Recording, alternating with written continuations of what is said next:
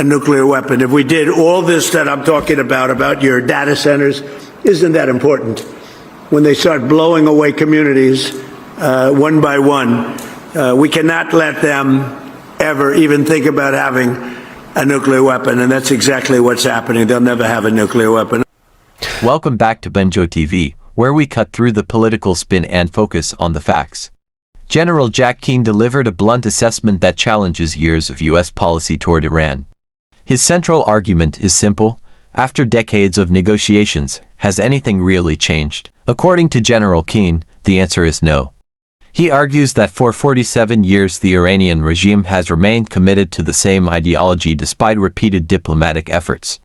In his view, so-called moderate diplomats have been used to secure concessions while the regime continues pursuing its long-term objectives. That's a serious criticism of previous negotiation strategies, and it raises an important question: if the results haven't changed, should the strategy? Well, President Trump doubling down on the threat against Iran, posting on Truth Social that Iran will face major military punishment after the Houthis in Yemen claimed they targeted 2 Saudi oil tankers rocketing up oil. The president is also reportedly considering a major escalation against Iran, saying, quote, "I am considering a massive attack bigger than ever before. I'm close to making a decision. We are all set for it." Here to discuss is retired 4-star general, Fox News senior strategic analyst, and chairman of the Institute for Study of War, General Jack Keane. General, what does a ramping up and massive action look like to you? Well, certainly the path that we're on is pretty clear. Do we go back and do more negotiations with these folks? Or do we actually face reality in terms of the fact that what we have seen through negotiations? Remember, negotiations actually began after we went to a ceasefire on April the 7th. Negotiations kicked in pretty much the next day. And for weeks after that, we tried to work a deal. And we actually did get a deal. And the president of Iran signed it, and the president of the United States signed it. And that in itself was an accomplishment that hasn't been done before, because in that deal there was only one agreement. All the tough issues were kicked down the road for 60 or more days, and it was open the Straits of Hormuz. And what happened? We removed our blockade, and what did they do? They refused to give up their control of the Straits and influence of it, and actually went so far as to fire on ships who were not obeying their orders.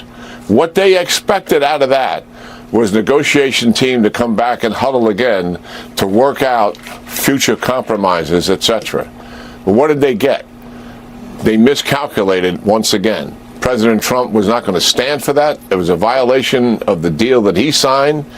He recognizes full up what he's dealing with here. He obviously always suspected what he's dealing with, a regime that's been in existence now with different players, but the same philosophy, the same ideology, the same commitment, the same barbaric behavior that we've been dealing with for 47 years.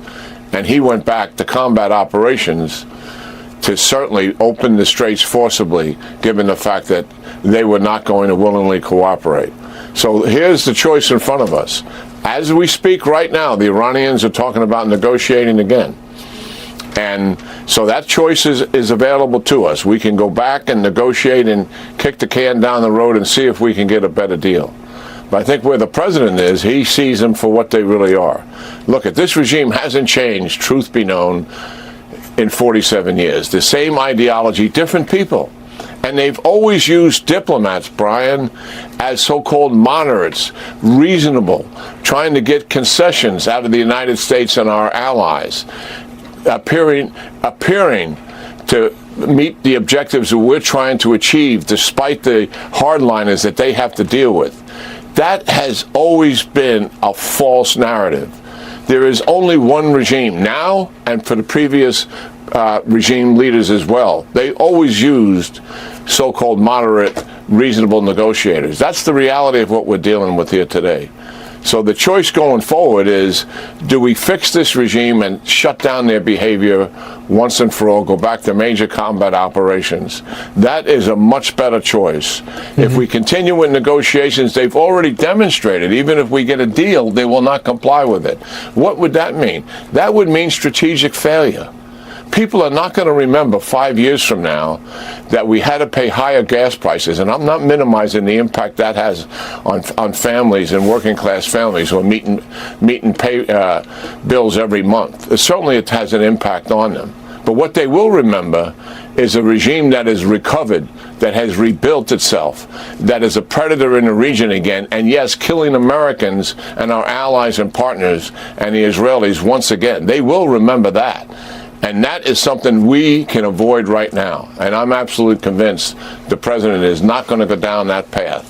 He's going to go down the path to fix the behavior of this regime forcibly once and for all. And listen, I credit Senator Sheehy that you played his statement. People should go read that statement that he made today. It has moral clarity in it that you rarely see. It reminds me of some of the speeches that Lindsey Graham has made and John McCain has made. And people should read it and understand what's in that speech and why we're doing what we need to do here against this regime. One president, 47 years, has stood up to this regime, and that's President Donald Trump. And we're on a pathway to fix this problem once and for all. General, I think one of the themes is, I know you know this isn't a war of choice. This is a president that chose to fight back against a country that declared war on us almost 50 years ago and has killed countless Americans in the most horrific way possible, and many of which in their custody have been tortured to death. And no one talks about it. They want to play politics with war in a way I never thought possible. Real quick, on what you're saying, escalation, would it include the Israelis, and would it also include as a target the Houthis? Look, we can handle the Houthis. We don't need to make this a bigger problem than what it really is. We shut these guys down once before. The reason why they haven't really got into this in any consequential way is because they know they could lose everything. That's why they're just trying to focus on Saudi Arabia so that the United States does not come down on top of them. That's what their concern is here. But the real issue is Iran, and that's the focus here. And yes, we go back to major combat operations. The Israelis will be a part of that full throttle. They're at full magazine depth, and so is the United States. Okay. Yes, and as you indicated earlier, it would likely be a massive operation, even more powerful than what we began on February the 28th. Yeah, and you mentioned you suck it up on gas prices, and also America likes to win. They want to see success. General Jack Keane, thanks so much.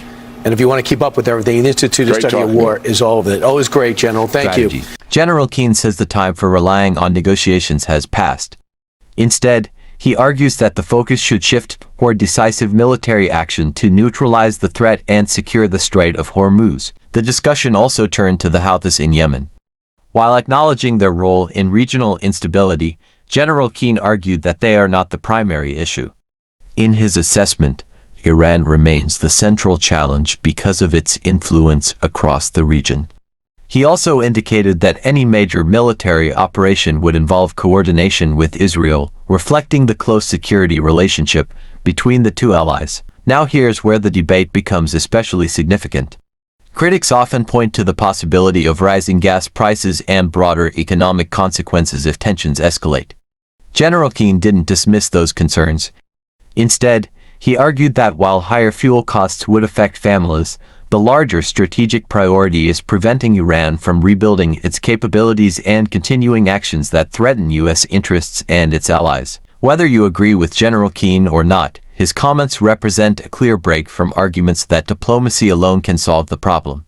His position is that decades of negotiations have failed to produce meaningful change, and continuing the same approach is unlikely to deliver different results. That's a viewpoint many conservatives have echoed for years, that strength deters aggression more effectively than repeated negotiations that fail to change behavior. Supporters argue that projecting military resolve discourages future threats, while critics believe diplomacy remains essential to avoiding a wider conflict. The discussion highlights the sharp divide over how the United States should respond. One thing is certain, the decisions made in the coming months could have significant consequences for regional stability, global energy markets, and U.S. foreign policy. What do you think? Has diplomacy with Iran reached its limit, Or should negotiations continue despite the past results? Share your thoughts in the comments below. If you enjoyed this analysis, don't forget to like, subscribe, and turn on notifications so you never miss the next update.